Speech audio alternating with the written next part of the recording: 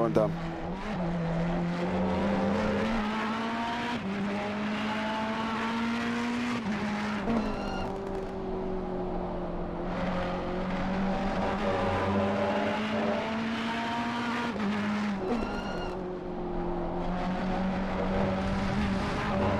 Yeah, so here we are then in Monza, the famous Autodromo Nazionale di Monza, a temple of speed with a track length of 5.793 kilometers or 3.6 miles, and set north to Milan in Italy. The circuit itself opened on the 3rd of September 1922 and is already over 100 years old. So a lot of series have been here.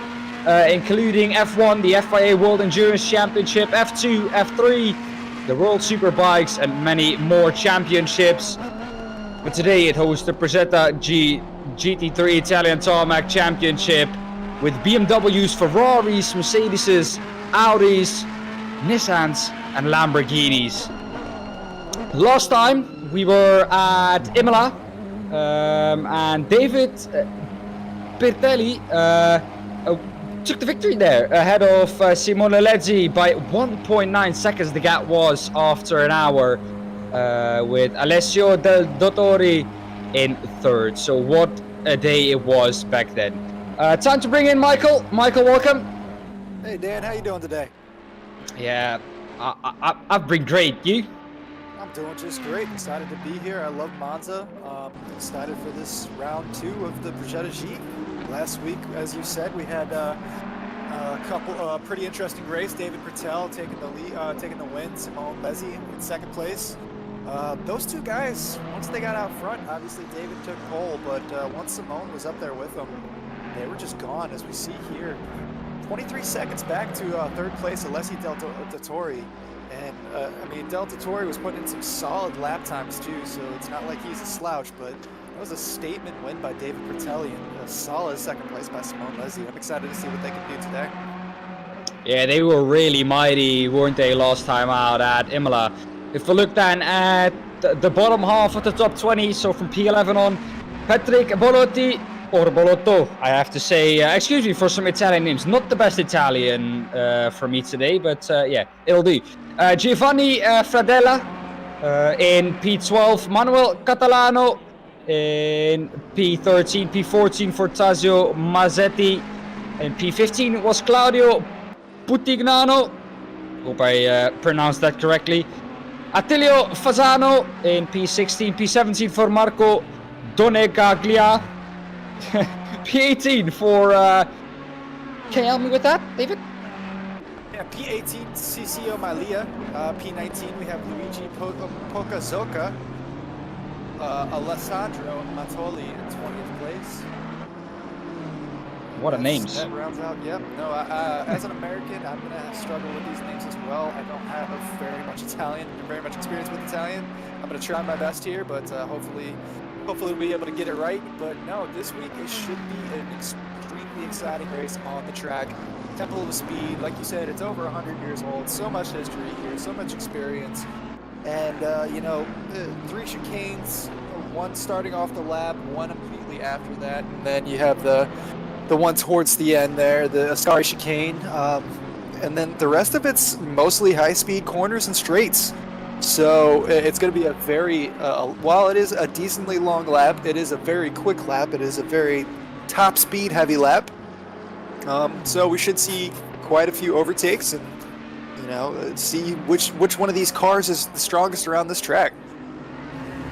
What do we expect, of course, you being the ACC specialist here in the booth this evening?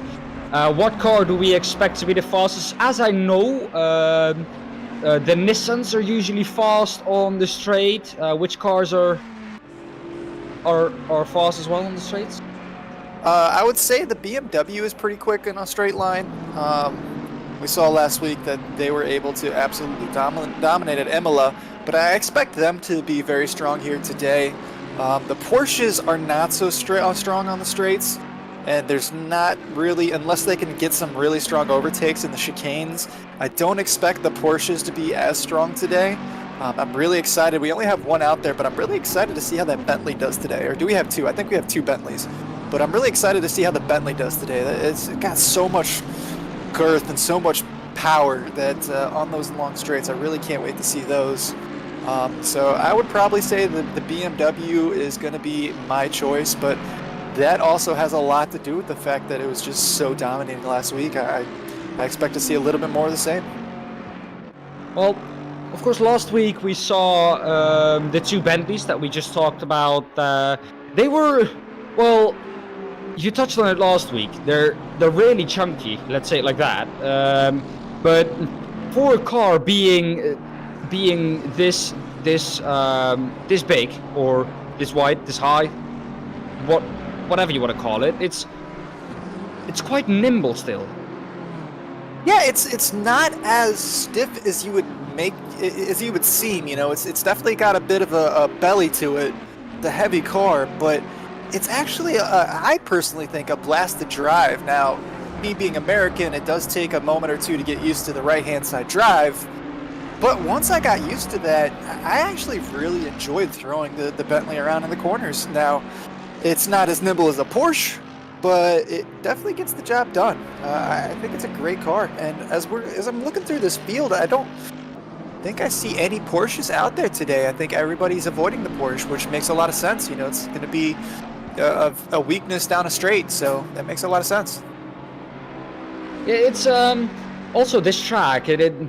We've seen it in the past at corners like Variante del Rettifiglio. It's the first chicane for the people that don't know that. The corner we are going into now, heavy braking zone, a lot of overtaking opportunity, even in the GT3 cars. Then we have, of course, Curva Grande, leading into the Variante della Roggia, which is almost the same chicane as the first one, but the other way around. So you go from left to right instead of right to left.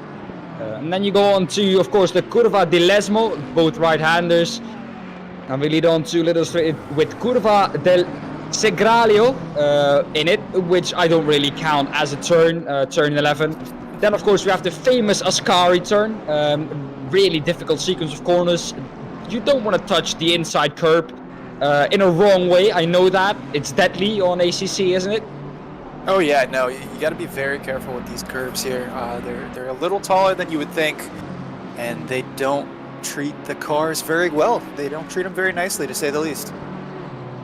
And then after Ascari, we move on to the last corner of the track, Curva Parabolica. If I am correct, and correct me if I'm wrong here, David, that corner has got another name now, but I can't remember what it is. Really? I've always called it Parabolica. I've never heard it. Yeah, me too. Yeah, I'm not quite sure. Where exactly did you hear that? Yeah, I don't think that it's changed names. Okay, well, I must be wrong then.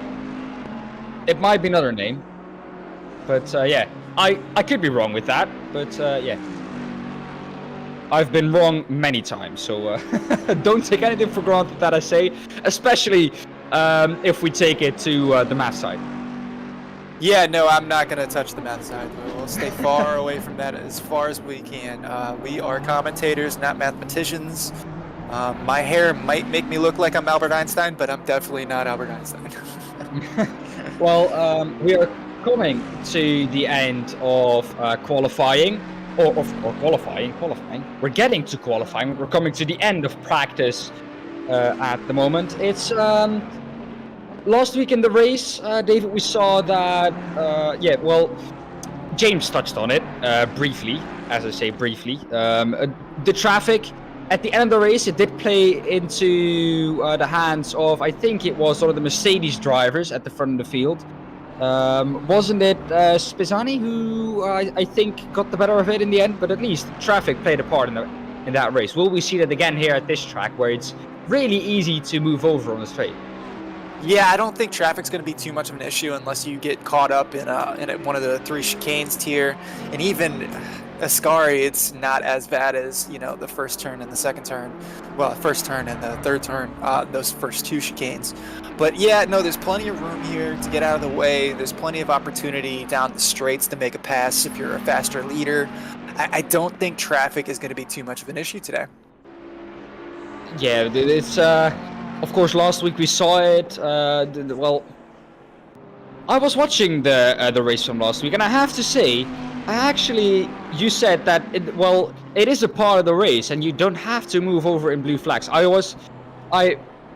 I could come to an agreement with James, but also with you, because at the end of the day, you don't have to move over, but it's nice if you do. And if you are one lap down, I've done it myself. I have to say, just move out of the way.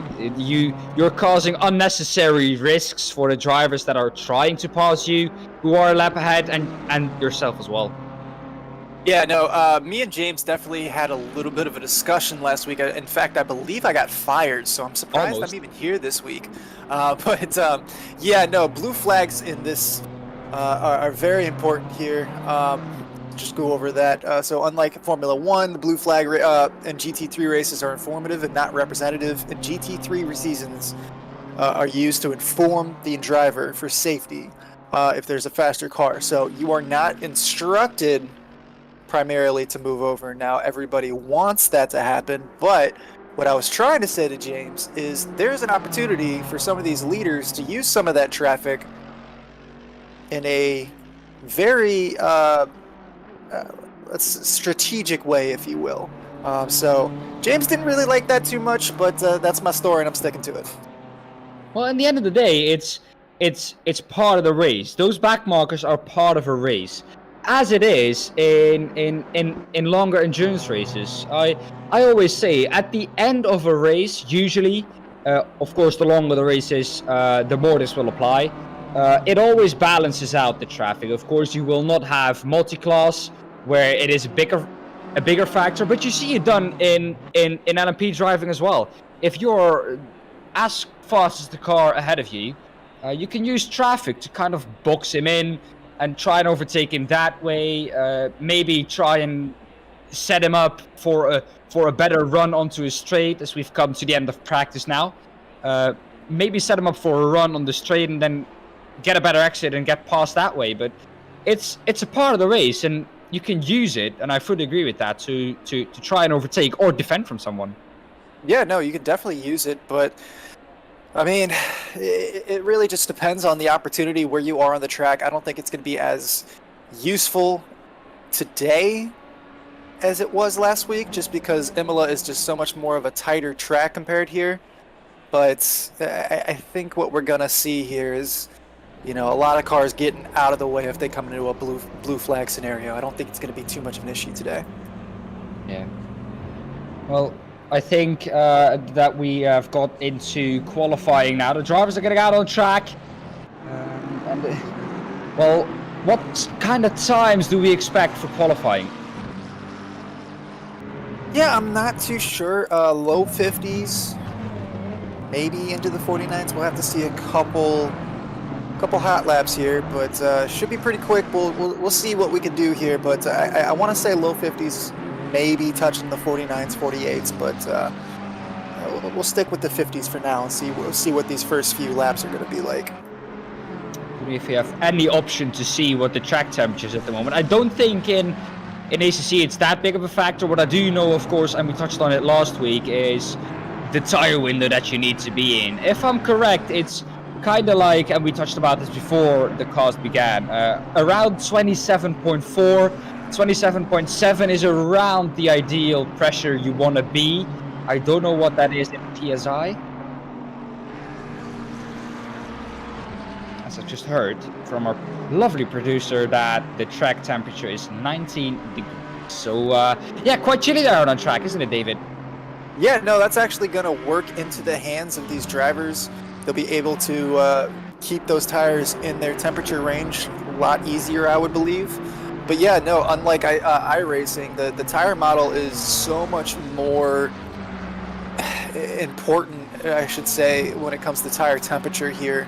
If you're off just a few, degrees, that's really going to throw your wear off. It's going to ruin your race. We have an hour-long race, a compulsory stop in between, but you really want to be able to take care of your tires, and you start and finish by keeping your tires in the right operating window. Yeah, for the people that don't know, And talking about pitting, there will be a pit stop window for the drivers that they need to make a pit stop in. Every driver needs to do so. Last week, we saw a couple of, well, silly penalties, and it is quite a harsh penalty that ACC gives you for speeding in the pit lane. A 30-second stop and go if you speed into the pit lane, which, well, quite honestly, can ruin your race. Oh, that can easily ruin your race. You definitely want to be careful there. But that being said, I mean, these guys should know better. You should know you have your speed limiter set on your wheel or whatever your setup is. You have it set there. You practice this. Believe it or not, that's something that a lot of people do practice. Is pit entry, pit exit, get into the flow of that, because you can lose and gain so much time simply by having a good pit time. Well, I always take it like this. If you take from the moment you brake to the moment you start accelerating out of the pit once again, if you already gain a second just by braking later and at the perfect moment, that's a second gained. There's nowhere on track where you're going to gain a second as easily as there. No, nowhere. I mean, you don't have that opportunity anywhere on the track to really have that opportunity to gain as much time as you can.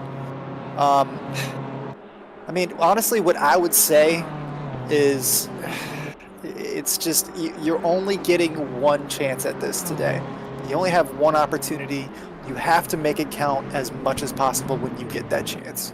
So either nail it or, give it up, because you're not going to have a second chance at it.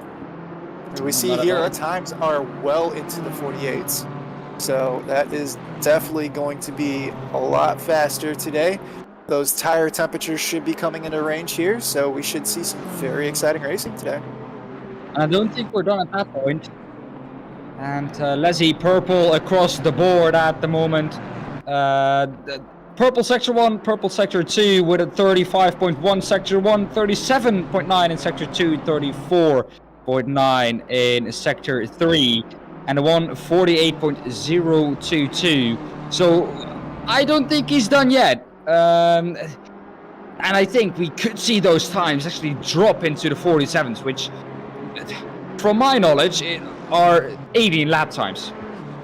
Yeah, no, that's alien. I think the 48, almost 48 flat right there, that's an alien lap time in my opinion. So these guys are definitely fast. We saw Leslie in second place last week, so I'm excited to see where his teammates are going to show up, or where they're going to be. But yeah, Leslie is definitely quick last week, and it looks like he's just continuing on this week.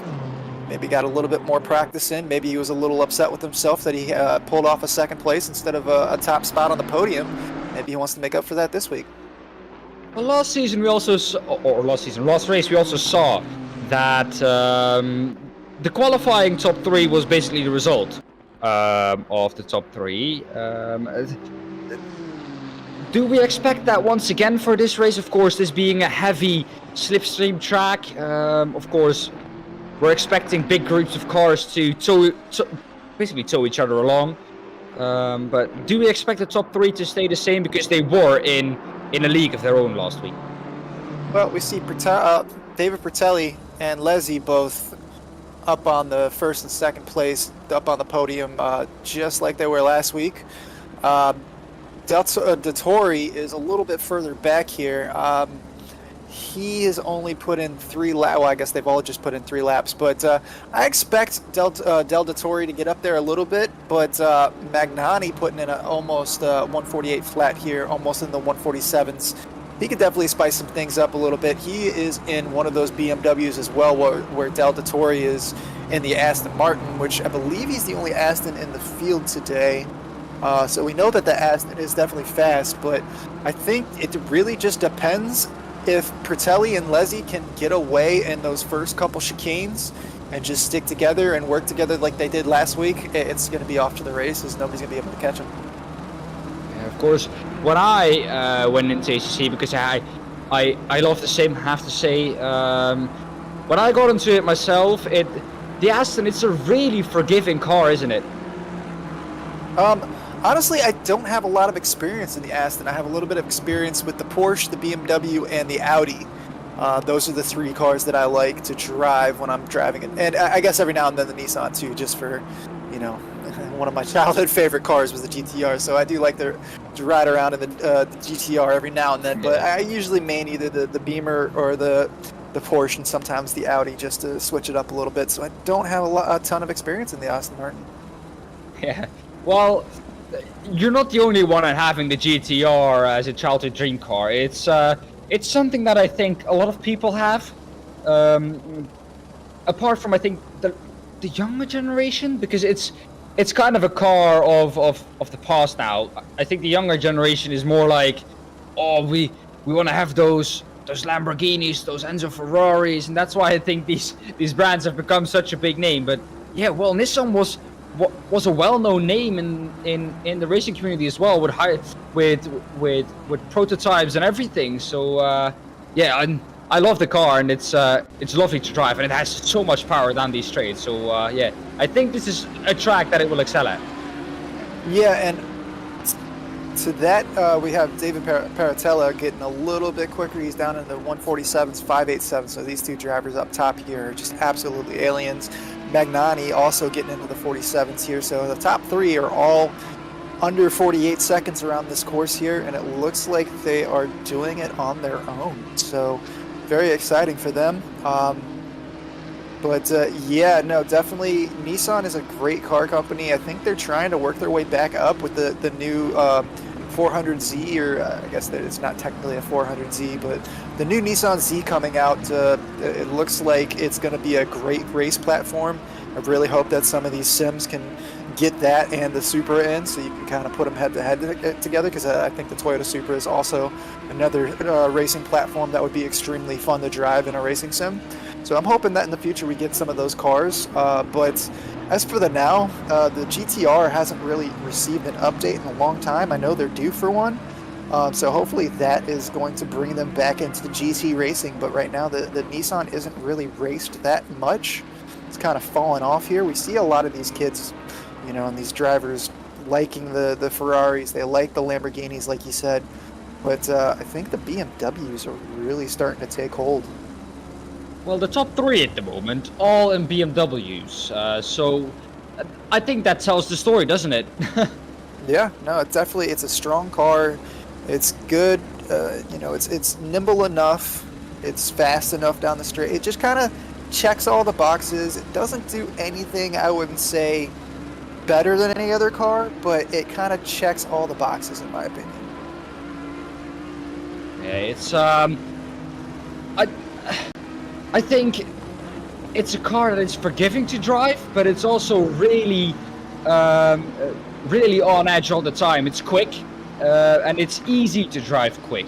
No car is easy to drive quick, you say, Dan. Well, I agree with that, but from all the cars that you could choose from, the BMW is one of the easiest to drive on the edge.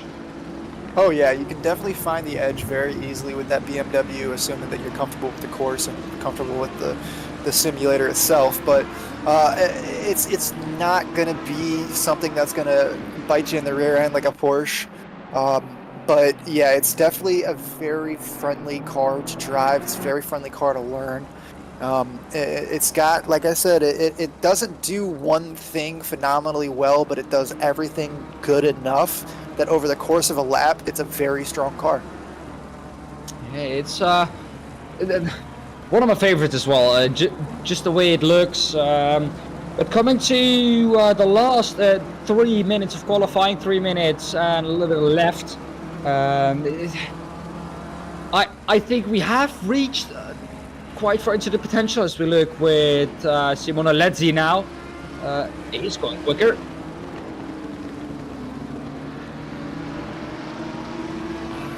We're gonna have a replay, I believe.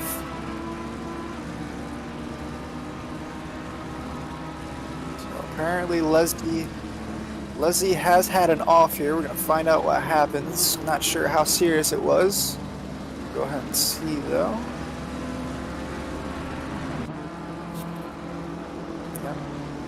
Not really seeing anything there, so we're going to go back live here.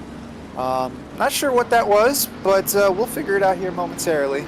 But yeah, no, qualifying is coming very close to an end. We only have 2 minutes and 41 seconds left according to my timing sheet here. But give me one moment here. It's Yep, we got 2.5 minutes left of qualifying, so we should be good to go here. David Bertelli is still in the lead, still has that time that is literally 1 whole tenth ahead of Leslie. well. Last week we saw that those two were dominant as well. I hope we won't see the same thing in the race, because apart from those two making it spicy for themselves after the pit stop sequence, when the lead changed for a second, nothing really happened for the lead, did it? No, there was a brief swapping around, but being that they're teammates, I'm not really sure if that was more of a planned thing, or Bertelli might have had an off and had to fight his way back. I'm not sure how tough these two teammates are fighting. They seem to work together very well last week, so I mean, I think it's going to be hard to say. Bertelli did have the slight edge. He was able to really start pulling away there towards the end, but I mean, I'm not sure, other than a possible pit lane battle, like you said. I'm not sure we're going to see too much going on up front. I think the main core of everything going on is going to be more midfield and back. I think we saw exactly the same last week, as we're coming to the last minute of qualifying now. If you want to improve, you're going to have to do it quick. Of course, if you start your lap time before the end of the clock, you can finish that lap time. But we have just seen an improvement of the lap time, and it was a new fastest lap time for David Bertelli, a 1:47.415. So strengthens his fastest lap at the top of the standings. Yeah, no, this is definitely going to be pretty interesting here. We see Leslie had a rough last lap, so he did have an off somehow, some way, somewhere. Not exactly sure what happened there, but I mean, really right now you're looking at, oh, we have a new person up in third, Trapani up into third with a 1:47.797. That BMW, 1, 2, 3, 4. That Wow. is such a strong car. We're really going to see it really start to come together. So maybe, you know, even though Trapani did get put in a solid lap there, he's still 3/10 almost, 3.5 almost off with the leader here. So he's only 1/10 back from Leslie, but as I said before, we saw it last week. Bertelli and Leslie work very well together. So if you're Trapani, if you're Magnani, you really need to have a great start and try to do the best you can in the first chicane without obviously dive bombing, but do the best you can to, you know, keep this race close early, because they can get away from everybody very quickly. Yeah, it's. I don't want to say it, but we have seen quite a lot of incidents in the Variante del Rettifilio, the first chicane. At the moment, Letzi going purple.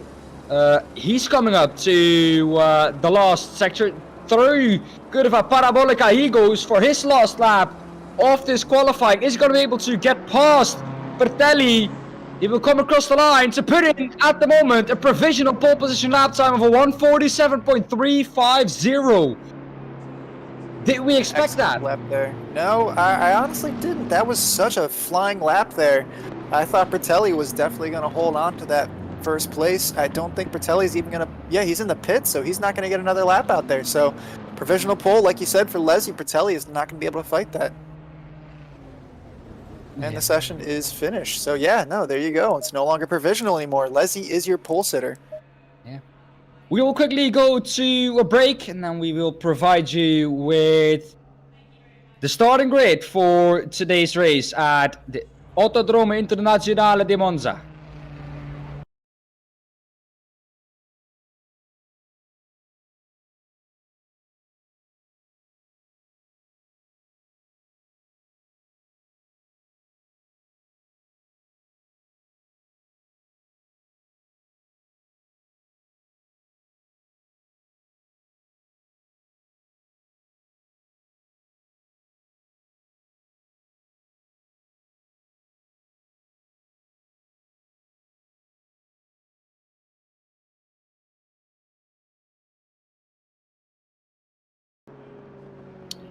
Well, we're back then with the standings for qualifying. Michael, you can go over them. Yeah, we have Leslie in first place with a 147.350. That was just a blazing fast lap for pole there right before the end of the session. Parrotella unable to match that towards the end, didn't get out for a final lap with a 147.415. In second place, Trapani in third place, Magnani in fourth place, rounding out your top two rows of full of Beamers. We have Mattia Brachnara in fifth place, Del Torre in sixth place, Passos in seventh place, Pacazilco in eighth place, Parrotella in ninth place, and Catalano in 10th place, Otto in 11th place, Poe in 12th place, Bolato in 3rd place, Grappolani in 14th, Vasarani in 15th, Fradella in 16th, D'Angelo in 17th, Ray in 18th, Matoli in 19th, Polameni in 20th, Spezzanani in 21st, Malea in 22nd, Fasano in 23rd, Sadi in 24th, Pudaganano in 25th, Massetti in 26th, Zanoni in 27th, Donagaglia in 28th, Fabrizio in 29th, Falati in 30th, Griffo in 31st, Torito in 32nd, and Monteganani in 33rd place. So we have a 33 car grid, a full grid here today. This should be a very exciting race, and I'm excited to see what we're going to have. Well, of course, we know that it will be a rolling start, which will usually prevent cars from being stuck in their grid spot and crashes happening that way.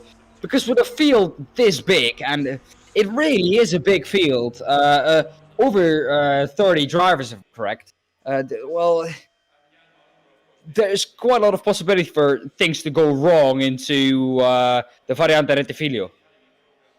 Yeah, no, there's quite a bit that can go wrong, but these guys, they're in a league. You can be a little bit more comfortable with the guys around you, the guys up front, the guys in the rear, because you have to race these same guys every single week. You don't want to, have an incident that leads to a possible repercussion next week. You want to be able to race clean. You want everybody around you to think that you're a clean racer. I think we should see a very exciting turn down into the first chicane. But I'm hoping that it's going to be clean and we can get away from this very cleanly. They're going to have their outlap, so they will be able to get those tires into a solid temperature. If they didn't have, if it was a standing start, it'd be a lot more of a concern for me. But I think, with the outlap and the field spread, I think we're going to be okay. It's of course, from a rolling start, our lead driver will determine, of course, when we go. Of course, he as well has to wait on the green light. That's something that I've done many times, because in other sims, it's usually like the lead car decides when we go. But of course, the lead car in ACC has to wait on the green light as well. So it's really like a standing start pole position where everyone gets to react to the green light, and who's away the best will have the best start. True, everybody reacts to the green light, but at the same time, that leader is going to have the opportunity to kind of control the pack for the most part. It's not until you get to Parabolica when they're coming around the curve that they're going to see that green light. And Leslie's going to have that inside lane, so that's going to be pretty strong coming down the straightaway out of Parabolica. We'll see how it goes, but I think we should have a clean start here. It's everything we can hope for, basically. The top 20. Last week, I don't think we saw any starting crashes, which at Imola, that first corner is well known for its starting crashes. Going off into the gravel there, really easy to do. Also really easy to just cut it straight and go straight there. You could do the same here. But yeah, you will of course get I think at least a penalty or a slowdown from that. Yeah, it's definitely something that you can possibly do, is cutting that first chicane if things ahead of you are a little too crazy. But I mean, you want to avoid that as much as possible because you don't want to get any sort of penalties here. We have just under 2 minutes to the session start time, so we are going to be sitting on the grid here for a few more minutes. Not too much longer though, so we should get underway here momentarily. But yeah, I think it should be a nice clean rundown into the first chicane, but you do have that opportunity to kind of run off if you need to. That's what's nice about here. We had a clean start last week. We saw an aggressive start, but it was clean nonetheless. So I'm expecting more of the same. Well, then, in the end of the day, Michael, a clean start is all these drivers want as well. No driver, trust me, wants to end this race before it has even started. It's never the goal from any driver. Of course, things can happen. We all make some stupid decisions from time to time. We all make some wrong decisions from time to time. And these things happen, you know. You have to make those decisions in a split second, but let's just hope that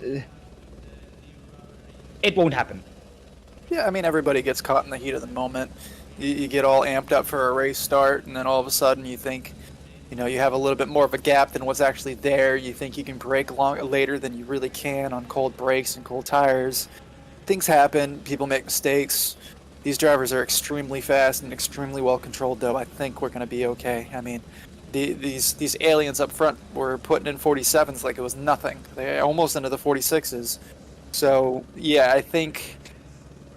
I mean, assuming that everybody is able to, you know, properly keep their brakes in check and properly get those tires warmed up, I think we're going to be okay. Yeah, trying to get those tires at the temperature is a big thing, especially in the beginning. You can gain or lose positions with that. See, what's happening here is I'm trying to will a clean start into the world here today. I'm trying to just keep continually saying that we're going to have a clean start, hoping that somehow, some way that affects the start to continue and have it be clean, because that's what everybody wants. So I'm trying my best here to help these drivers out. You gotta hope for the best, get the best, right? Of course, it's the least you can do. See these drivers here coming through the first chicane. Nice and slow pace. You know, just kind of tapping the brakes here and there. You really, the best way to warm up your tires and your brakes is to get them almost to a race pace. You don't want to just slam on them. You want to kind of warm them up, but you do it the best by, you know, getting up to the speed as much as you can. Obviously, this is an outlet, so they're a little more controlled about what they're able to do. But at the same time, you don't want to be too slow. You don't want to go into that first chicane with cold tires and cold brakes. Yeah, warming everything up the proper way is important here. Of course, you see the drivers now go to the Variante della Roggia. I love those names. Variante del Retifilio, Curva Grande, Variante della Roggia, Curva di Lesmo, Variante Ascari, Variante Parabolica, or Curva Parabolica. It's, man, amazing. Those are actually the only Italian names that I can pronounce correctly. Well, it sounds like you've got them nailed, because whenever you tell me those corner names, I know exactly what corner you're talking about, but I can't pronounce them to save my life. So you definitely nailed it there. Well, let me tell you, it's practice all over again. Doing lots of costs at this track. It's a key. See here now, they're coming down the straight underneath the old circuit, the old oval. One of my dreams one day is to go out there and stand on that oval. I've seen pictures of it. I just think that banking would just be so cool to see in real life. You know, I'd love to go, maybe even try to take a bicycle onto it just to see how much of an angle it really is, because that old oval is just something else. I don't even think you can bike up it if you would try. I think it's that steep.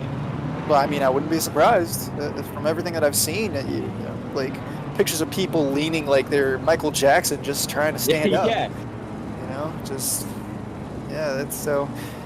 I mean, that would just be an awesome experience just to be able to go out to Italy for the first time. You know, I've never been to Europe, so that's something that I've always... Well, we have quite a bit going on there. Yeah. Now, luckily, these cars are ghosted, but that was a very interesting little situation there, a little bit further back, around row 4, row 5, and row 6. Yeah, well, coming up to the start now, then we see the drivers line up side by side. This is the usual double file we've seen. It's Lenzi leading them away until the green flag will be on, and we will see the drivers spear off into the Variante de Rettifiglio. And of course, first down the Rettifiglio Tribune. It's I think that's called the name of the straight. Yeah, the straights I'm not as comfortable with the names, but we see here we're coming down to the green flag. We should be getting it momentarily here, and here we go. We are green. Away we go. Down the main straight into the first chicane. We'll see how everything works out. We see Parrotella getting over behind his teammate Leslie there, trying to take the inside lane. It doesn't look like they're going to be fighting each other. It looks like they're going to be blocking each, trying to keep it clean here. Seems like the first few cars have gotten through no problem, so we'll see how it goes to the back of the pack. It looks like we had somebody spin back there. Yeah, for a moment, I thought they were going to come through that Variante Rettifiglio in a clean way, but at the moment, a little spin. But I think that's everything. Coming down now then to the Variante della Roggia, side by side now, a little bit further back for, I think, P3 and P4 that is. But yeah, Magnani trying or fending off at the moment for P4. Yeah, no, that was pretty clean start. You know, it did get a little dicey towards the middle and back of the pack here, so if we can, we'll take a look at a replay eventually if we can. If we can't, then we'll figure it out from there. But that was a very clean start for the front runners. You see those 4 BMWs almost nose to tail coming through there in that second chicane. They're starting to spread out a little bit, but you know, these drivers are definitely trying to get away from the main pack here, and they're going to see if they can slipstream and break away a little bit as they did race 1. Yeah, race 1 it was at least the slipstream wasn't as effective there. At this rate, I think at the end of the straight that Bartelli will be past Ledzi with the gap he has at the moment. And Magnani having to fend off there on the inside. Trapani, oh no, Magnani actually got into that position there, so yeah, he's going to hold on to 3rd place here. And yeah, we already see Leslie and Parrotella already getting a little bit of a gap in between them, as Parrotella having the quickest lap so far. Yeah, of course, he is out in 2nd, which I didn't expect really. Usually you see the man in 1st taking the fastest lap. Yeah, but I think Parrotella definitely had the draft there to his advantage. So, but these two are teammates. They're working together. We do see a drive-through penalty already for Malia. I think Malia might have been the one that got pushed off there, so that might be why they got a drive-through penalty. Could be, as we did see a change for the lead now. Partelli passed Ledzi, so yeah, a switch for the lead we've already seen, and that might be why he had the fastest lap as well. Yeah, no, he definitely was cruising on that first lap. We saw this last week too. Parrotella got out front, Leslie in 2nd place, and they just kind of coasted the rest of the way to the victory. We'll see if that happens again, or if Magnani and Trapani can do something about it, as Trapani is starting to come under pressure from Del Dottore, our 3rd place driver from last week. It's a well, this field is really quick, as we see now in the middle field or in the midfield, really bunched up from basically P6 backwards to P20 all the way, still all within the slipstream.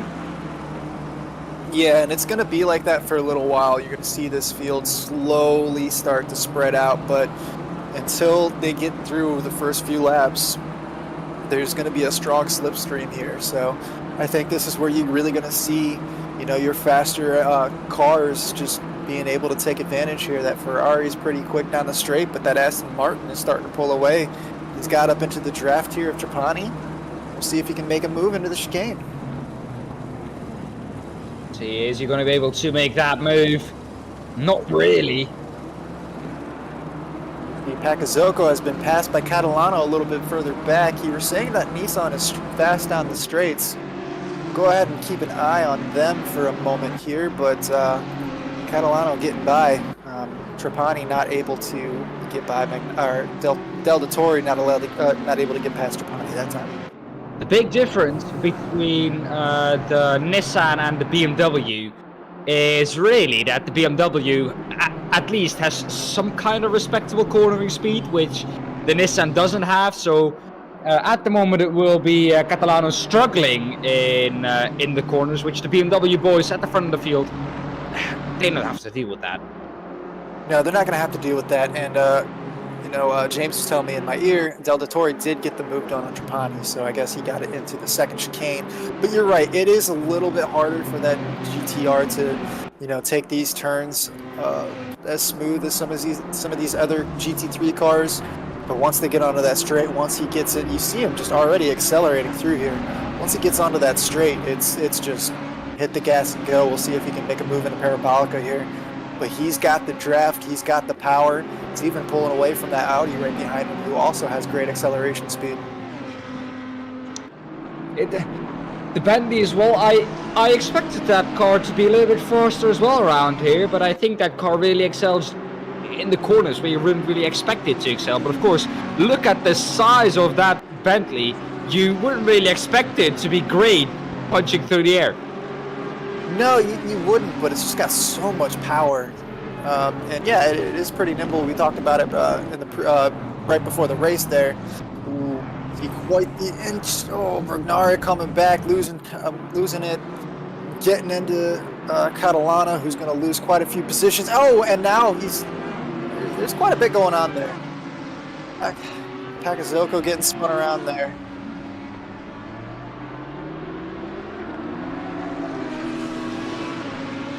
Try to see if we can get a little information there. There was quite a bit going on there. Just to kind of give you a quick briefing, up in first place was Parrotella, Leslie in second place, Magnani has gone into, or is still in third place, Del Dottore is up into fourth place, Brachnara, who was involved in that incident, is in fifth place, Parrotella has moved up into sixth place, Trapani has fallen back to seventh place, that BMW that was up in the top four there. Passaso's in 8th, Grappellini in 9th place, and Otto is in 10th place. Catalana, we saw him up in the top 5, top 6 there. He's fallen all the way back to 12th place. Yeah, what a start he has had. Really, I think one to forget. Not one that he will want to remember for a long time, will he? Yeah, Brachnara got really sideways there and almost, kind of ruined Catalana's line through the chicane there, and then there was a little bit more of an incident after that with the Audi, and we were already talking about how that Nissan isn't exactly nimble through the chicanes, so he's going to have quite a bit of work to do on these straights for the rest of the race. We see coming down the pit lane, the pit straight, but we have 52 minutes left, still very early. Let's see what we can do. Still 52 minutes left. Well, I love endurance racing. I love GT3 racing as a whole. It's been quite a while since I've actually done some casting on GT3, so I'm loving it. Seeing those GT3s go around Monza, and what a track to actually come back at. As we see the fight now here for P1 between Parrotella and Ledzi. This fight last week didn't stop for the whole race. And I think we will see exactly the same this week. Yeah, I really, they've already kind of run away with it, to be honest with you. Unless one of these two makes a mistake, they're starting to put a gap to Magnani, which is exactly what they did to Del Dottore last week. Maybe Del Dottore can make a move here, get on the back of Magnani, and they can draft each other. But at the moment, it's looking like more of the same. Telly out in front, Leslie behind. Leslie does have the current fastest lap, but these boys are already into the 47.8s. So, I mean, it's 47.8 on race pace. On race pace. So, yeah, no, this is definitely going to be their race to lose at this point. We're only 51 minutes into the race, or we still have 51 minutes left in the race. As we Otto into the pit lane. So I don't know what has happened to him. but that pit stop will not count towards his pit window pit stop. So he will need to make another pit stop, as we see now Parrotella with the fastest lap of 1:47.760. So really getting the hammer down now. Yeah, no, he took advantage of that lap, and he's just really starting to cruise. He was 3 thousandths ahead of his teammates there, Leslie, but that gap will continue to grow and grow and grow if he lets it. So Leslie's got to kind of put his head down. He's putting in the 47.797s, but I mean, you can't really let Parrotella get away from you. Now back to the pit stop situation. You're correct. Anybody that's gone into the pits currently that's not going to count towards their pit stop, because they are required to pit during the mandatory 10-minute pit window. So even if they already have pit, they're going to have to still pit. So that's going to be a double whammy for them. It's going to be a little frustrating. You do.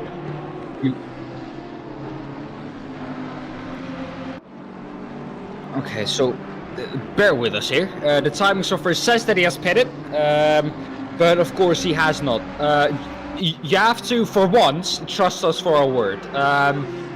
The timing or the pit stop window will open from minute 35 until minute 25. So 25 minutes into the race it will open, and 35 minutes into the race it will close. So if you on the top left see 35, then the pit stop window is open, and if you see 25, then it's closed. So that's the time where these drivers will be making their pit stops, and that pit stop will then count. So you see it here, the one mandatory pit stop that everyone has to make. Once that one in front of their manufacturer is gone and it turns green, then that means that they have made their mandatory pit stop within the pit stop window. See up front here, Leslie has tried to make a move into the first chicane past Parrotella. They're side by side here, coming down this the curve here into the second chicane. It's going to be very interesting to see. It looks like Parrotella has the advantage.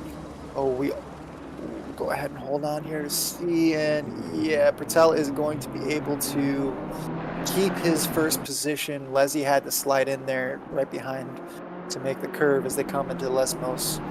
We also did see a little bit of action a little further back. Otto and Ray getting around Farradella, who's also been passed now by Viscerani. So Farradella, I wonder if he's having some issues there, because he's starting to really fall back. Well, I want to touch back on the lead battle with you, David. What would you do if you were a teammate? They lost around 5 to 6 tenths with just battling there to the driver in third, Magnani. So what would you do? Would you say, well, go ahead, go and try it? Oh, that's wide from Leslie there. That's not what you would have wanted. So Leslie got very wide there through Ascari.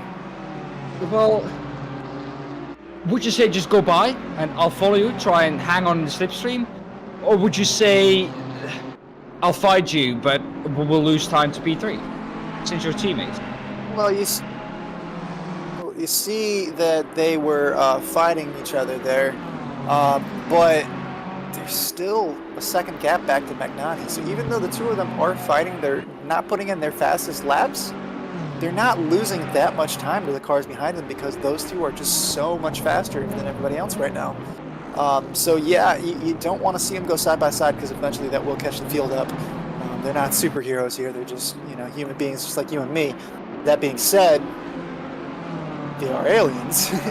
And yeah, even though they were fighting side by side, they still weren't exactly losing as much as, I would on track there. So just to clarify here, is that going up the inside? He's going to be able to make that move stick? Not really, and he's gone round, and that's not what you would have wanted. Is that Brachnara's second incident here? And Brachnara's fallen back to the field here, but him and that, was that Ray that he got a little love tap from? Pesos. He got a tap from Pesos, so they both fell back to the field. That's going to put Ray up in the top 10. Otto in 8th place. Catalona is back. That Nissan is back up in the top 10, 8th place. I'm gonna go ahead and take a quick look at the Brachnara incident. If it will let us. And we're going to try to have a quick look at the Brachnara incident.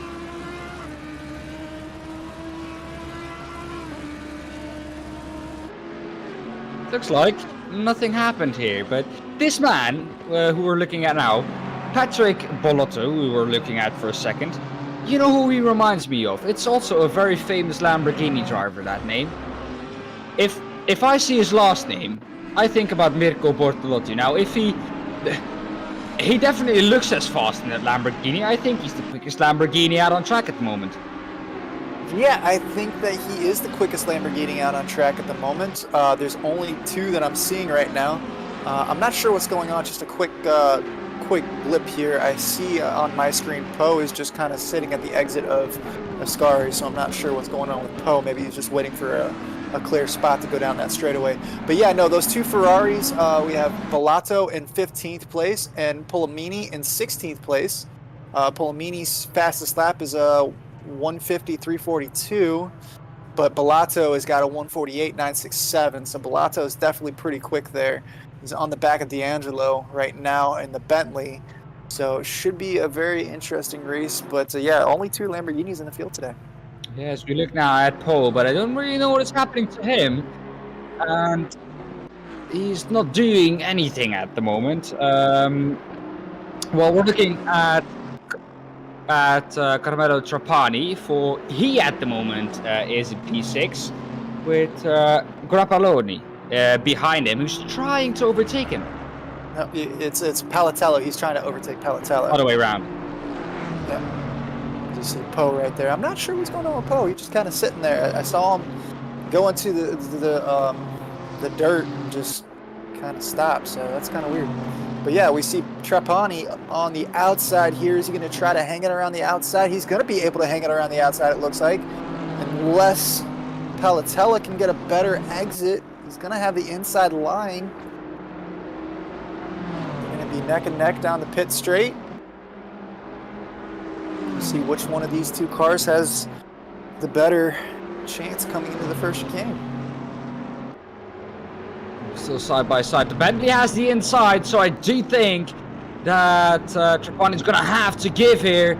And yes, he does. Concedes that position. And, well, once again, has to settle. Yeah, I think he thought about the over-under there, too. It looked like he got a great exit, but that being said, his exit was blocked by that big old Bentley rear end, so he didn't have any place to go.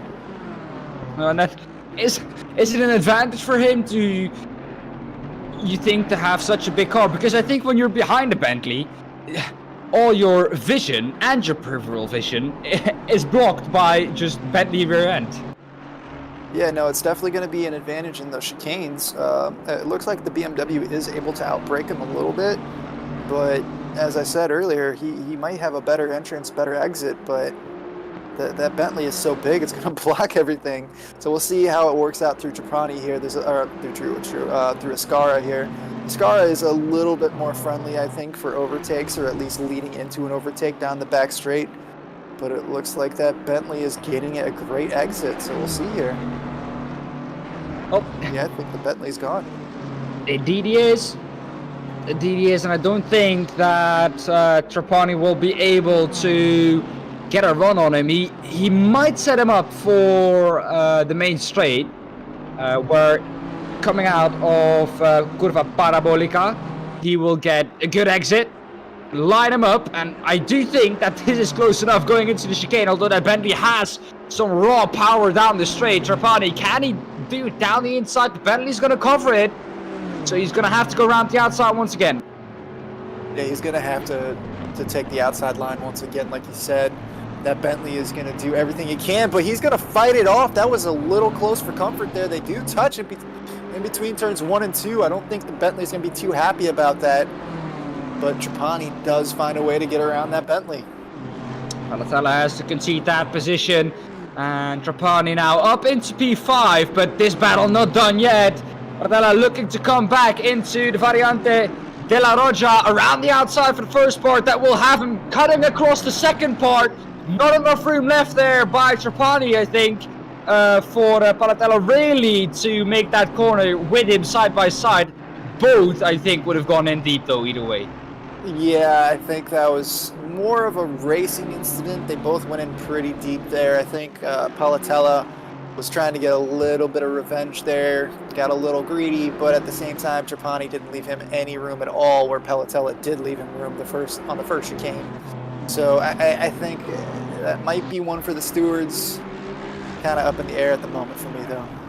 I don't know if our lovely director has some shots of the man who was stuck at Ascari, but I do think Poe has been going once again. That Aston is driving around. Yes, there he is. I saw him coming through the shot just some moments ago. So luckily he has found his way back onto the track again.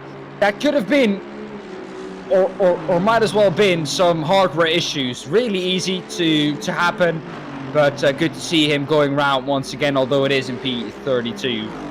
But yeah, he is 2 laps down as well, I just heard. So yeah, but well, I think just touching on that, even if you are 2 laps down, still, David, it's props to him for at least keeping the car going out on track, because there might be some drivers who will park it in the garage, and he will automatically gain a position if he keeps driving around. Yeah, if he had a hardware issue, the chances are that his car is probably not damaged, so he's not going to be losing any time down the straights or in the corners if that was the case, you know, assuming his hardware issue has been fixed and remedied and he's good to go. There will be some cars that most likely do end up with a little bit of damage someplace in this race. They will have to park it, and the chances are pretty high for him to be able to move up the field just a little bit. I would not expect him to get into the top 20 or the top 10, but definitely still an opportunity to take advantage of some other people's mistakes. We know that Aston Martin is fast down the straight, so every position is a position in the end, I say. Even though it might not be a position into the top 20, but every position you gain at the end of the season, it will play into your hands. Here we see Simone Parrotella back at it again with the man ahead of him, Trapani.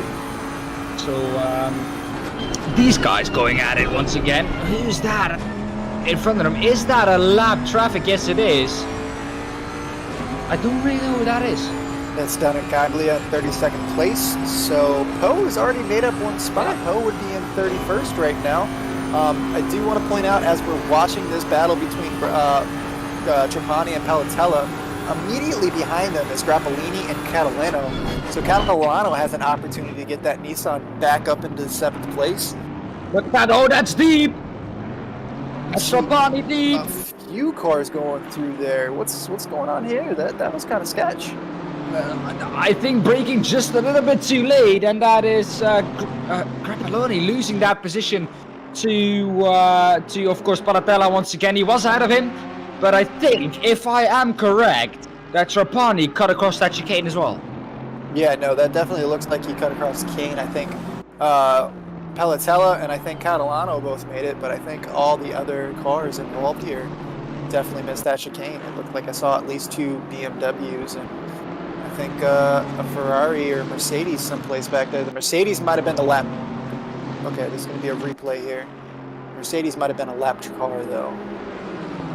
No, I think this was actually for a battle on track. Trapani now ahead of Parrotella, if we look back at the live pictures. And Catalano is just past Grappolini, so Catalano has been able to move back up into 7th place here. Just a little bit down the road from this battle right between Trapani and Parrotella. Catalano is past Grappolini, so after going off in the Variante Rettifilo for chicane, he's now lost another position to the Nissan, and the front end of the Nissan, I don't know if it's only just me, but the front end of that Nissan does not look happy anymore. Yeah, no, it definitely doesn't look happy, and he's got some damage on the side of his car as well. That was from that incident with Brachnara earlier in the first chicane as well. We've seen quite a few incidents in that first chicane, which is to be expected. But yeah, Catalano able to work his way back up. I believe he fell back all the way to 14th place. So back up into 7th. It's been a great recovery drive for him. And I mean, I wouldn't count him out for a top 5 here. He's only 1.7 seconds back from Parrotella, who's been fighting with Trapani for 5th place here. So Catalano might be able to get himself up into this fight and throw his hat into the ring here for a top 5. Yeah, well, we have now, I think, 24 seconds to go until the pit stop window will open. So I think at the end of this lap, we will see some of our first pitters coming into the pits. Of course, the undercut, you can make it work because you're lighter on fuel with of course, new tires, if you choose to do so. Yeah, I believe that it is not mandatory to take tires. I think you just have to take fuel. I'm going to double check that. I think you're correct there. So, yeah, like I said, it's if you take tires, you do have that advantage, but of course you do lose time in the pits for changing those tires. If I'm correct, though, there is in ACC, it's the case that as we look now at Otto and Ray going at it, he's gonna try and go around the outside. He's gonna make that one stick round the curva parabolica. Really difficult place to go through side by side, but it's a place where different lines are possible. And Ray, there we have it, our first pitter into the pit stop. He goes, and he's gonna be the first one to pit in. Definitely conceding that position, deciding, hey, you know what, let's go ahead and take our pit stop while we get the opportunity. The pit window has just opened. We will have to see every single one of these cars coming in. Vesarani is in, Brachnara is in, so these guys are going to definitely try to do what they can. Ray, Vesarani, Brachnara, Sadi has come into the pits, Massetti has come into the pits. I think that is everybody on this first lap here. Well, if we look at this man, Catalano, look at his first sector, a purple first sector. He's already been through the first sector split, so that's on this lap, if I'm correct. Which means to me that he doesn't have to go into the pit lane yet, because his tires and his car is definitely working the best at the moment in the latter stages of this of his first stint. Yeah, if your tires are on point, you can save them to the end of the race, and you're light on fuel right now, there's no reason to come into the pit early. You want to take advantage of this opportunity as much as you can. We see he's still 1.7 seconds back out of Parrotella, but, I mean, we know that Nissan is fast on the straight. I think right now the BMW and the Bentley are just able to keep their draft together and work their way up, but we'll see if Catalano can hold this stint out. If he's going that fast without a draft, that might work for the his pit stop here. He might have an advantage here towards the end as he's coming in. Actually, he's going to prove me wrong and come into the pits early. Yeah, well, I wouldn't have done the same, but I'm not able to feel how the car is for him at the moment. You're gonna have to help me as we see a whole bunch of other drivers getting into the pit lane. There is a rule, I think, in ACC where your pit stop is at least 30 seconds long, or 25 at least.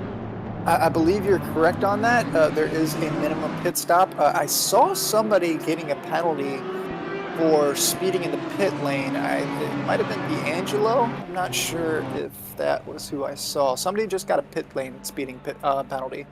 I know it was not Catalano as I was watching him, but yeah, no. As far as Catalano is concerned, I'm not sure. Maybe he did take tires, but I'm not sure he really necessarily needed them. He was putting in some very quick laps there on those tires. So we see him coming out right now. He is going to be... I think he's only refueled. Refueled. Look at the first sector time. His tires are working perfectly fine now. So why would you lose those extra seconds in the pit lane if you could also just get out on track and do exactly the same lap times as you would with new tires? Was that from last lap? I think that was from last lap. Yeah. That is of course from last lap because he hasn't been through the first sector split now. And of course, through the first sector split, he will now have some added time from that pit stop. But I don't think that he has actually changed tires. That pit stop looked way too short for me for actually being able to change tires. The fact that he was able to push in that first sector and get that purple on those tires, I don't think he really needed to.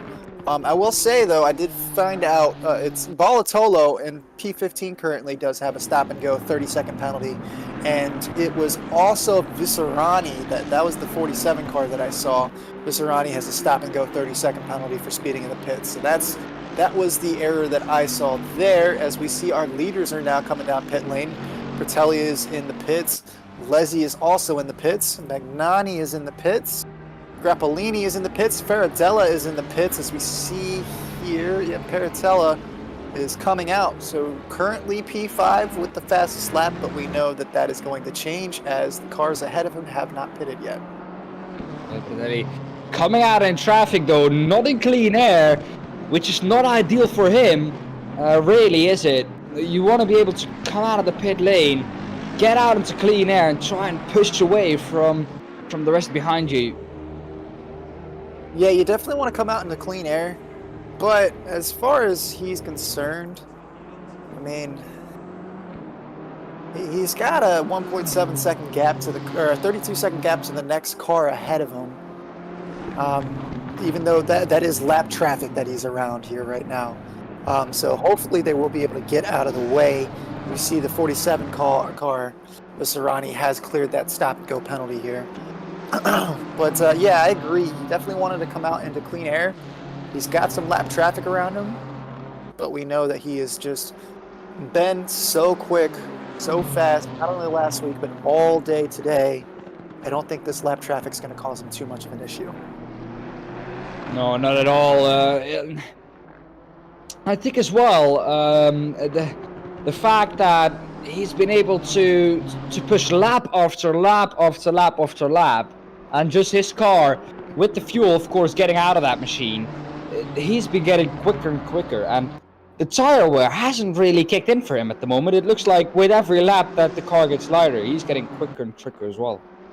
Yeah, no, he's definitely getting quicker and quicker. I do want to point out, though, Parrotella is in the pits right now. Passos is in the pits as well. So Trapani did end up losing a place to Catalano. So Parrotella is definitely going to be in a race at the exit of pit lane, the 32 car, with the 575 Nissan of Catalano. So this might be Catalano's opportunity to make up that spot and get into the 5th place as he comes around Parabolica right now. I don't think he's close enough. I think that's way too far. He's got it. I think he's got the speed. The 32 car is going to have to stay on the pit limiter until about now.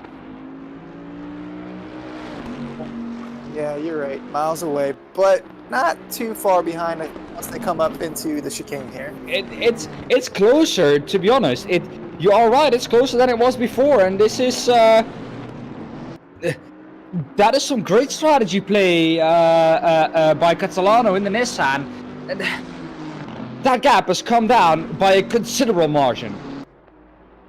It's actually back about to the same as it was, a 1.7 between Catalana and Parrotella. Yep.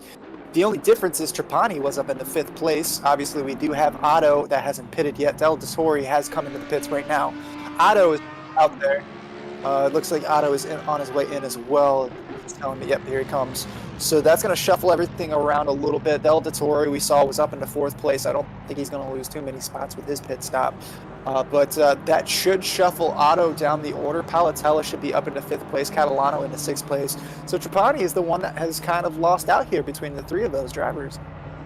Yeah, I think if you want to make your pit stop now, and I do think we almost have had everyone in. So the 2 drivers that are now into the pit lane are the last 2 drivers to get into the pit lane.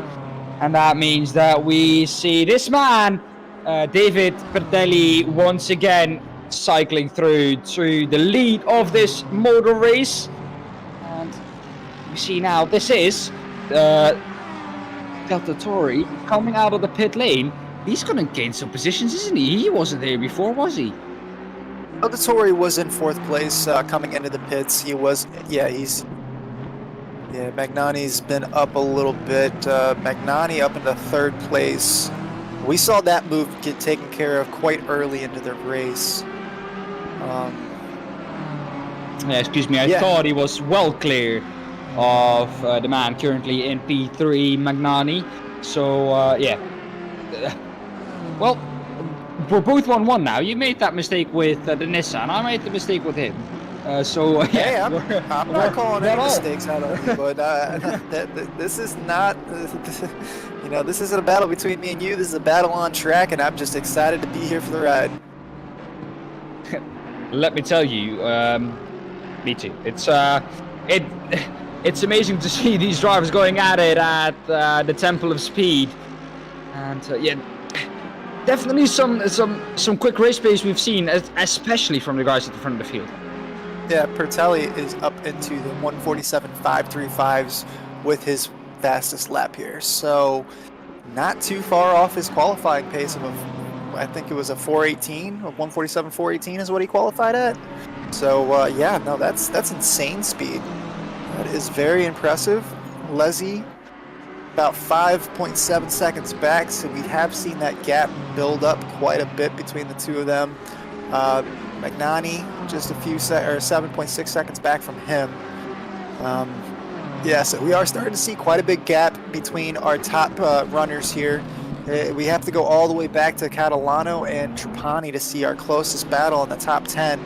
Trapani is 0.8 off of Catalano in 7th place and 6th place.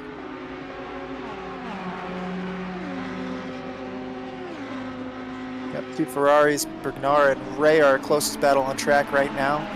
0.4 back is Brachnara on the bumper of Ray as they come through Parabolica down the pit straight here. Yeah, Brachnara, what a race he has had. Yeah, he's had an up and down race, that's for sure, but he is trying to get himself back into the top 10, so if he's able to do that and hold steady here for the last 23 minutes, then, you take what you can get, especially with that incident he had right here in the first chicane. Let me tell you, that Ferrari looks quicker to me. It might just be the Ferrari itself, but that Ferrari looks quicker to me through both chicanes than all the other cars. It might just be, a little illusion to your eyes, but man, those Ferraris look quick through those chicanes. They look very smooth and controlled through the chicanes as we see Brachnara really get up on the bumper there. He's going to try a move here into Lesmos 1. And he's got to be able to get that. No, they touch. Oh, there's a little touch there, off into the gravel.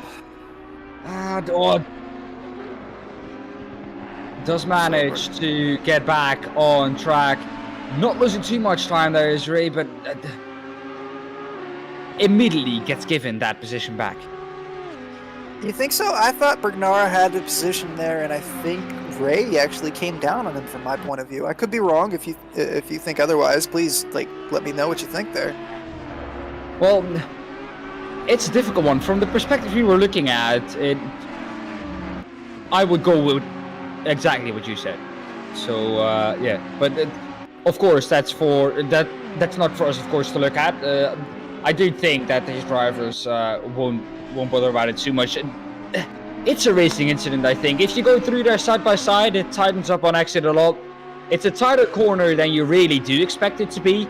It's not really 90 degrees, it's a little bit more, which makes it difficult for the drivers to kind of... It's a hard corner to judge, that's for sure. Yeah, and especially when you're going too wide there. I thought Brachnara did a pretty good job of staying to the inside, and from what I saw, I thought Ray unintentionally came down into him. But that all being said, Takazuka right here on the bumper of Brachnara, he's been closing up this entire time, so that incident between Brachnara and Ray really taking Takazuka into consideration here. He's going to have the inside line here into the chicane. Is he going to be able to get the move done? Ooh, I think so, because Brachnara... Once again, we see someone having to cut across the second part of the Variante della Roggia. I think on that one, Brachnara needs to get the position up. Yes. But also, I think that And that's the thing that I do not like about these track limits, and that's I think what everyone points on in all the racing categories. If there was gravel on the outside there or on the inside, he wouldn't have as easily just got across that chicane and would have immediately given that position up. Yeah, it's true. As we see, Pakazoko lost a lot of time there going off into the gravel on the outside of Ascari. But yeah, there are those huge turtle curbs there that are not friendly to the aerodynamics in the front of the car and the undercarriage. That being said, there is no gravel, like you said, to slow them down, so he was able to take advantage of that. I personally think Pakazoko gave him plenty of space. They were battling side by side. There was room. Yeah, I think there was definitely enough room there for Brachnara. So, yeah, I mean, that's Brachnara's third incident that we've seen. I think the stewards are definitely going to have a look at his race. But Pakazoko is not giving up here. He's not too far off here, 7/10 back. Lost some time through the Variante Ascari. As we look now at the battle between Trapani and the man in 6th, Catalano in the Nissan. What do we think about this battle? This has been a battle that has been brewing now for a couple of laps. Yeah, Trapani was the one that missed out on those pit stops, as we said earlier. Parrotella seems to be the one that took the most advantage up into 5th place here in that Bentley. Yeah, Trapani is staying right behind Catalano. We saw that really quick lap from Catalano, that really quick first sector from Catalano earlier. But it seems like the last couple laps, Trapani has really kind of cut into his lead here. He's got a strong draft here coming down the back straight into Parabolica. I don't think he's going to be able to get the move done into Parabolica, but this is going to make things nice and spicy coming into that first chicane after the pit straight. Oh, he's going to look around the outside. Trapani, he's going to try and set Catalano up for a better run onto the main straight. And it does look like he's close enough now. The BMW very close in top speed to that Nissan. But he's going to have to do it into the Variante T'Inculo. He's going to have to go around the outside. Catalano defending the inside. Not as much as he did. He's going to try down the inside. Now, is he going to be able to have that move stick? They're going to go side by side through there on the outside. It is Trapani, and he does not make that move stick. And Catalano once again out ahead. Yeah, that was very close there. There was a little bit of contact between turns 1 and 2 in the chicane. Catalano left the door wide open on the inside. I was very surprised to see that. But Trapani...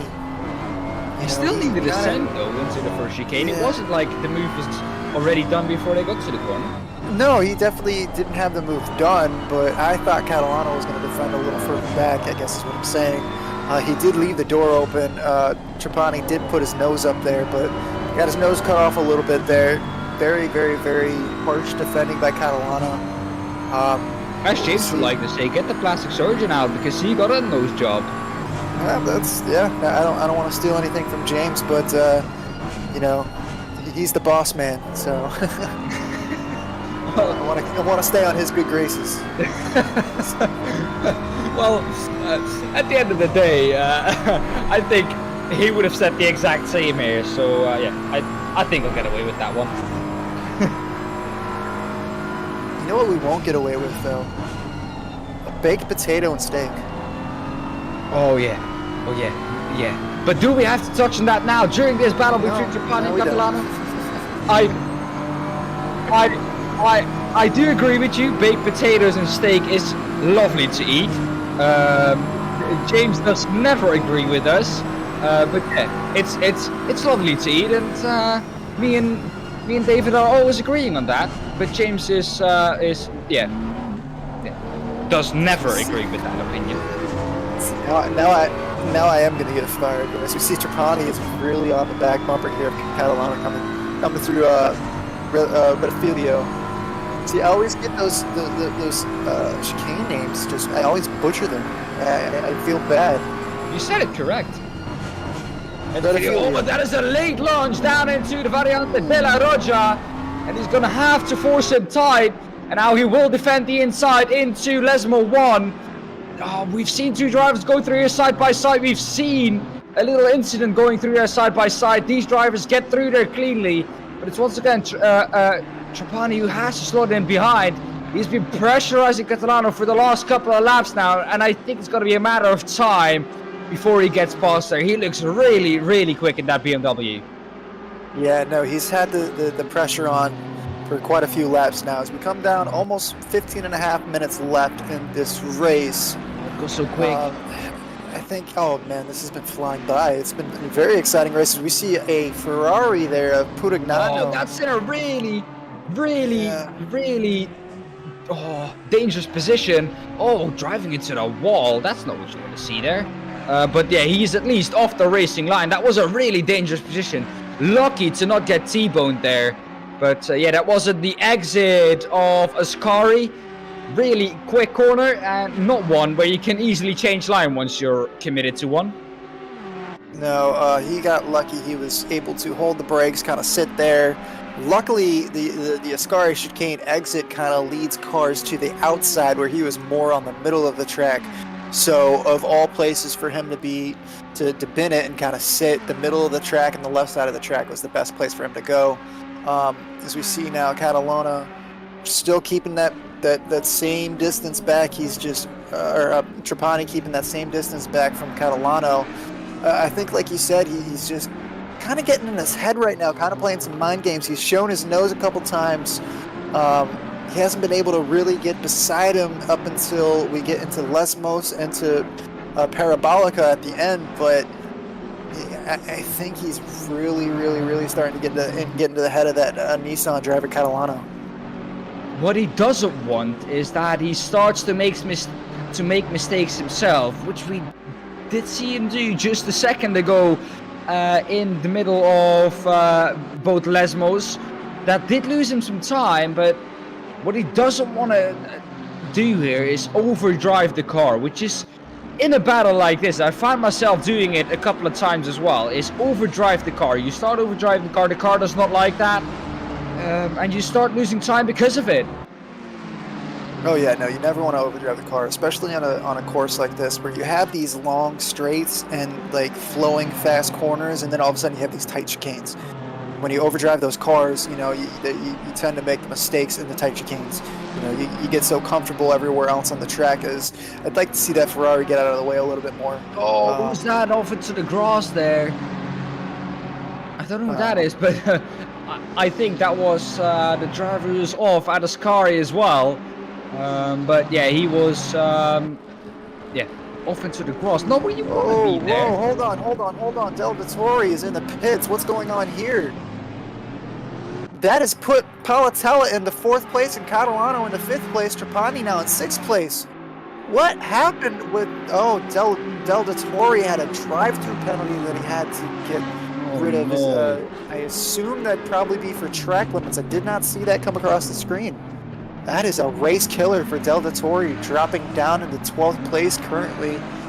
Possibly going to lose it. No, he's back in the 12th place. He's got Faradella right on his tail. That must be gutting. Having to pit from P5 in this race, now down to P12 because of a drive-through. I don't know. Do we have some information on why he got that drive-through? I think it's because of track limits, maybe. We're going to go ahead and guess that it's track limits. That's what I think it was. But we have up on the screen... there we go. Yep, we have the race back on the screen here. But yeah, Del Vittori, he was up in the 4th place, falling back all the way to 12th place with that drive-through penalty. As we see, Grappellini has gotten up onto the back of Trapani here as they come into some traffic. There's a couple Ferraris that are just not getting out of the way too well. Grappellini just got tapped there by that lapped car. I guess that would be Griffin. Oh no, once again, traffic coming into play. If James would have been here, he would have been fuming. James would have been furious about that one. And I gotta say, James, I know you didn't see that, but that incident we just saw. But yeah, no, that's that's one of those incidents where those blue flags, you really got to get out of the way. You don't want to be racing in between two people, and he pushed Grappolini off, where Grappolini was only a few tenths off the back of Trapani in 6th place there. They were battling for position.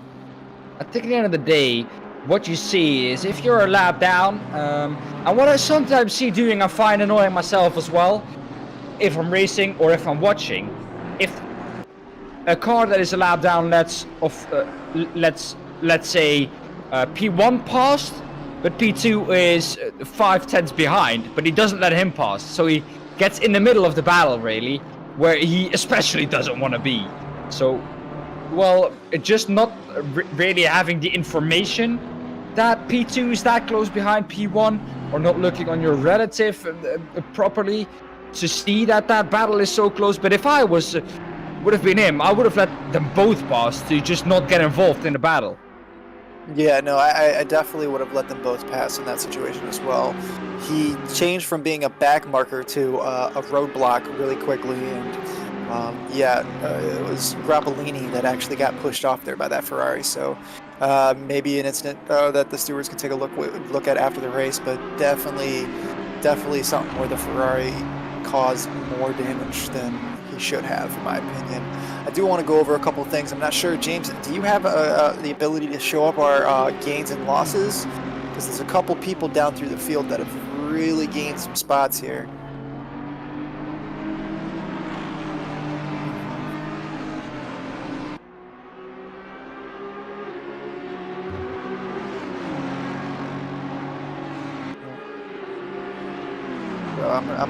I'm just going to go through here. Our race leader currently, Patel, up 1 spot. Leslie is down 1 spot. Magnani is up 1 spot. We got up 5 spots between Parrotella and Catalano, both up 5 spots. So that's been a great race for the two of them. Catalano, you got to remember, he was back into 14th place at one point too. So we see it on the screen now, so you can take my word for advice. You can also see it on the screen. We got Trapani down 3 spots, Grappolini up 7 spots, Otto up 3 spots, Brachnara down 3, Pakazoko down 2. Ray is up 7 spots. Oh, is that off? The alley is off there in the background. Pakazoko was off and had to cut across the second part of the Variante della Roggia. And I didn't see the beginning of that incident. We cut in very late there. But yeah, he had to cut across, but luckily no damage done there. Pakazoko down to the 10th place. I believe that let Brachnara by into 9th place. Well, we're into the last 10 minutes of the race now, guys. If you're here, please like and subscribe if you are here for the first time. And turn on the bells, of course.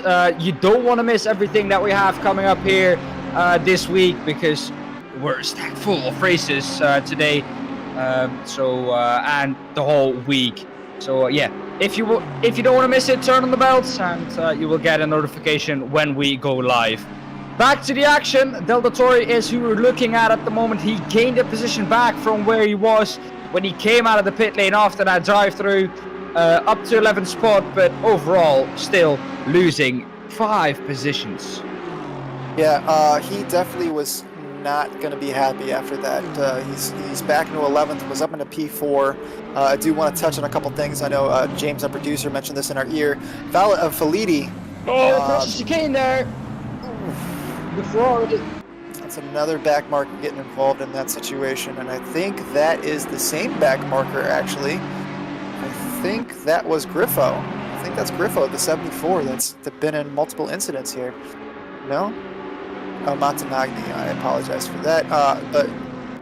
But Faliti up 15 positions, Fabrizio up 12 positions.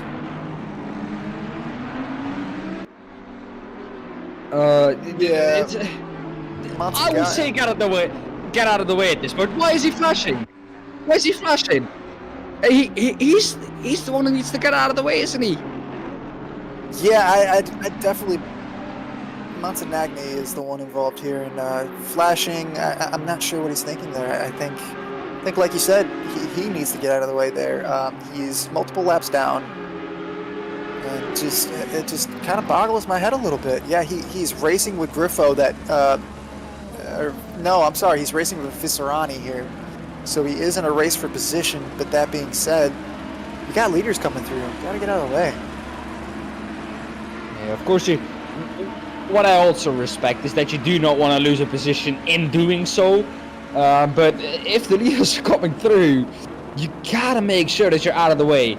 Oh, that is a really late lunge down the inside. He's gonna react to that. It's gonna go wide, and that is position done for Putignino. That's Montagnani that took the position there. Putignino had to fall back in the Ferrari there. Really late lunge at the inside. I didn't really expect it at that point. He looked way too far back for that move. Yeah, no, that was definitely a late move there, coming into Parabolica, as we see Spazzini.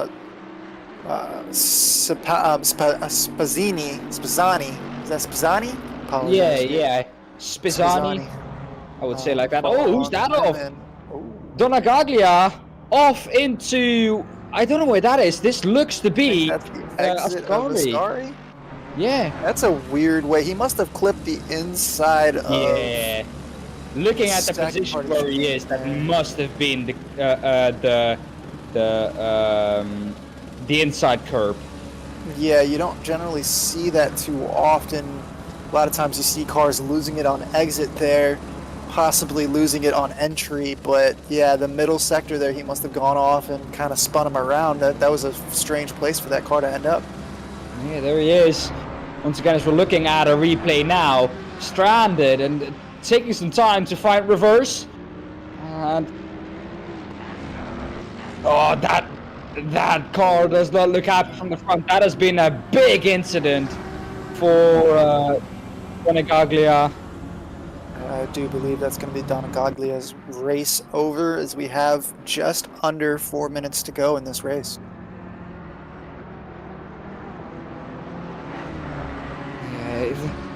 He must have been there for a while, looking at the way he was crabbing to the pits.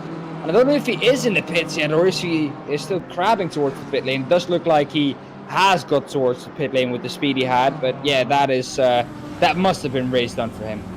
Oh no, there he is, still crabbing down towards the pit lane. This is still on the exit of Ascari. Normally you see them go off where he is now. Okay, he's finally back into the pit lane. We're back to live pictures now. And he's back into the pit lane. And with only 3 minutes left on the clock, I think if he does have significant repairs, that could have been him with a DNF. Yeah, that is definitely the case. Currently, right now, I'm seeing the closest battle we have on track as being D'Angelo and Ray. Our top 10 has started to become stretched out quite a bit. Leslie is 5.8 seconds back, 15 seconds back from that is Pignani. Parrotella is 9.2 seconds back. Catalano is 6.4 seconds back. So our top 5 and even our top 10 is pretty far stretched back. D'Angelo here is only 4/10 back off of Ray's bumper here. We've seen Ray have a strong race, up 6 positions, D'Angelo up 4 positions, trying to make that 5 positions and move up into 12th place. And we know that that Bentley is very fast down the straight, and he is really closing that gap up here. He's really, really good, D'Angelo. Looking for a way possible to try and round the outside off Parabolica. 2 minutes left in this race, basically. And no time for him to waste, because it looks... Up front of this battle, there is another car. Is that actually Delta Tori in front of this, or am I wrong with that? Right above them is Churrito, it looks like. Delta Tori is a few seconds up the road. He's 5.3 seconds up the road from Ray. Here he is, the move. Oh, the back marker. Oh, the back marker parked itself on the exit, having to cut across the chicane. Maybe a little bit of frustration in there for D'Angelo. Ray gets back past and he's gonna have to do once again.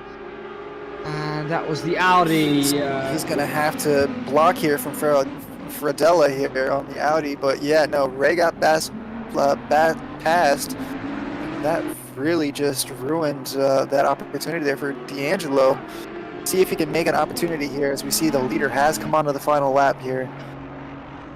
See where Parrotella is. Parrotella is coming into the very first chicane, so all these cars are just, he is just starting his final lap here, so. Yeah, going through the traffic. What an evening once again. What a night it has been once again of racing for this man. Once again, those two dominant over the rest. The gap from Ledzi to Magnani, 16 seconds at the moment. And the gap from our leading man to Magnani, 21 seconds to 22 seconds. Absolutely brilliant, brilliantly driven. We got a move here. D'Angelo and Ray side by side coming into Parabolica. D'Angelo did have the move, but he had to back off, and he just went over the outside curb there. So that might have been his best opportunity here. He is going to have one last lap here to make this move one more time, but he really had the job done and just couldn't get it finished. So we'll see. He's got very late on the brakes there. He's going to dive it in. Ooh. Very close to that bumper here. Freni is also in the mix of this opportunity. So this is... That has lost him some time. But I think we got to switch to the man who's been dominant this evening once again. He was dominant last time out as well, together with his teammate. And he's once again going to come through Parabolica. He's slow. Is he out of fuel maybe? Or is he waiting on his teammate? I think he was waiting on his teammate. I thought for a second he was out of fuel. But Bertelli will come across the line to win once again here at Monza. A photo finish with his teammate. And Lazzi will come through in second. Only in the end 3/10 in between them, but yeah. I thought for a second there that he was out of fuel. Yeah, he definitely let off quite a bit there. I thought maybe he was going to let his teammate win for a second there, just to have them tied up on the points. But dominating race by these two, mainly Bertelli, but Lazzi, what a dominating race by him as well. As we see here, D'Angelo is going to have to... Oh, wait, hold on. Oh, these guys have already come across the finish line. Grappellini made it really close there on the back of Trapani there towards the end. But D'Angelo has dropped back. Freni has dropped back. So Ray looks like he's going to hold on to 12th place as they all come through Parabolica. Yeah, as they cross the line, Ray is going to be in 12th, D'Angelo 13th, Freni and 14th. That was your closest battle on track for the final lap here. But yeah, dominating. Not only by Bertelli and Lazzi, but BMW's taking up 5 of your top 7 positions. Yeah, unbelievably quick those cars. And I think, as we see now at the end of the race, Torito, this is really slow. Is he going to lose some positions because of this? I think Maserati's not too far back, actually. As well. And I think he might be out of fuel there.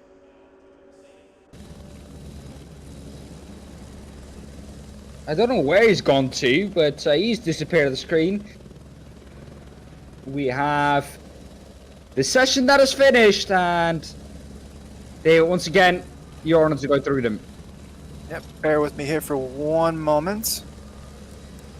All right, from what I see here, our race finishing results: Bertelli in first place, Lazzi in second place, Magnani in third place, Parrotella coming through in fourth place, Catalano in fifth place, Trapani in sixth place, Grappellini in seventh place, Otto in eighth place, Brachnara in ninth place, and rounding out your top 10 is Pacazocco in 10th place in that Audi. Del Dottore falling back due to his drive-through penalty is going to be in 11th place. It's going to be a frustrating 11th place for him. Ray finishing off in 12th place, D'Angelo in 13th, Freni in 14th, Politi up into 15th place. Lots of positions gained for Politi. Malay in 16th place, Sadi in 17th place, Fabrizio, also another driver that gained quite a few positions, in 18th place, Passos in 19th, Matoli in 20th place, Pisani in 21st place. And I just crashed, so if you could finish this out for us. I'm going to try and do my best if I can read this. Vassarini is in 22nd there. Griffo in 23rd. Yeah, I'm going to have you. Yeah. Patanagno in 24th and Polomini in 25th. There we go. There we have it. Well, David, what an evening of racing once again at the Temple of Speed here. Yeah, no, that was amazing. That was a great race. Yeah, no, we saw quite a strong race from our top 2 drivers there. Once again, Del Dottore, I think he's the one that had the worst race out of everyone as far as our top positions go. He was 3rd place last week, was up into the top 4 this week. Got that unfortunate drive-through penalty, falling back to 11th, so that is going to really hurt his chances going into race 3 at Misano next week. Yeah, he's not going to be happy with that, but yeah. What an evening once again it was. Last week provided us with some amazing racing. Of course, you and James covering that this evening. Well, once again, the Temple of Speed has provided here. Oh, the Temple of Speed always provides. We saw quite a bit. Now, unfortunately, at the beginning of the race, we were talking about traffic. I was saying that traffic shouldn't be an issue because there's plenty of opportunity to get around, but we did see some lapped cars really start to, not even just get in the way, but cause incidents. So that's kind of unfortunate there. I really would like to see that not be a factor in the future, especially at Misano, a place that's gonna have quite a bit of lap traffic involved. Well, knowing the track at Misano, it's gonna be an interesting one. Not a track that we usually go to, of course. In those GT cars, it's the track that, of course, the GT World Challenge goes to. That's also why it's in ACC.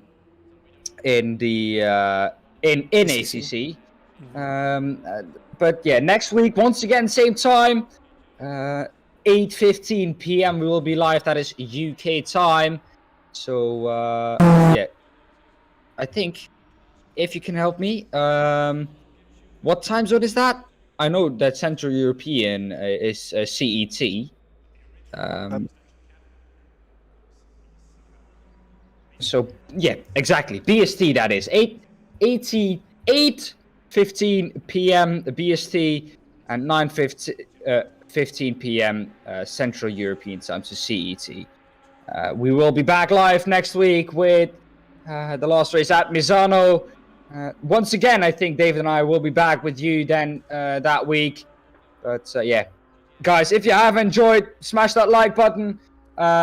Make sure you subscribe and have that bell turned on because you don't want to miss next week.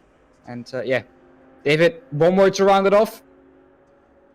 Phenomenal. Well, there you have it. Phenomenal. No, I thought tonight was a great race. Once again, another dominating feature race from our 2 drivers up top there. I think it's pretty clear, cut and dry who's going to win this championship. With one more race to go, I think it's going to be pretty obvious. We got our 1st and 2nd place. I think everybody is going to be fighting for 3rd. So hopefully we get a good, solid, clean race next week, and I'm excited to be there. Guys, all thanks for watching from the JPB team and from Progetto G and everyone in the community. Thanks for watching, and we'll see you next time. Bye-bye.